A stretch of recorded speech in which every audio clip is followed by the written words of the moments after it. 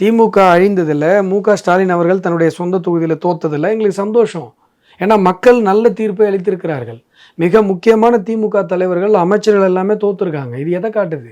அப்போது திமுக என்கிற ஒரு கட்சி மக்களினுடைய வெறுப்பை பெற்ற ஒரு கட்சியாக இன்றைக்கு களத்தில் மாறி இருக்கிறது.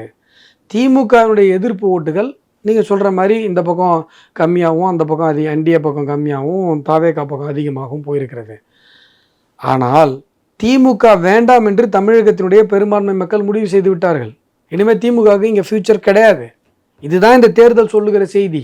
ஆனால் இப்போ பார்க்கும்பொழுது இனி வரும் காலம் ஒரு உதயநிதிக்கும் விஜய்க்குமான மோதலாகத்தான். அது நீங்கள் முயற்சி பண்ணுறீங்க. அவர் எதிர்கட்சி தலைவராக உட்காந்துட்டாரு, தப்பி தவறி அவர் இந்த சேப்பாக்கத்தில் ஜெயிச்சிட்டாரு. அவரும் தோர்த்து இருந்தாருன்னா இது கூட நீங்கள் பேசியிருக்கிறதுக்கு சான்ஸ் கிடைச்சிருக்காது. இன்றைக்கு எதிர்கட்சி வரிசையில் உட்காந்ததுனாலேயே அந்த கட்சி மறுபடியும் பொழைச்சி வந்துடும் அப்படின்றது கிடையாது.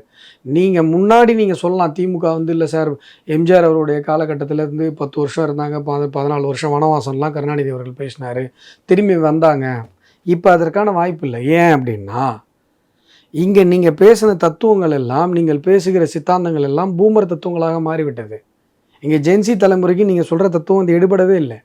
ஆனால் என்றைக்குமே தேசியம் இங்கே எடுபடும். ஆச்சி மசாலா, எந்த சமையலும் ருசி தேடும் ரகசியம், 20 ரூபாய்.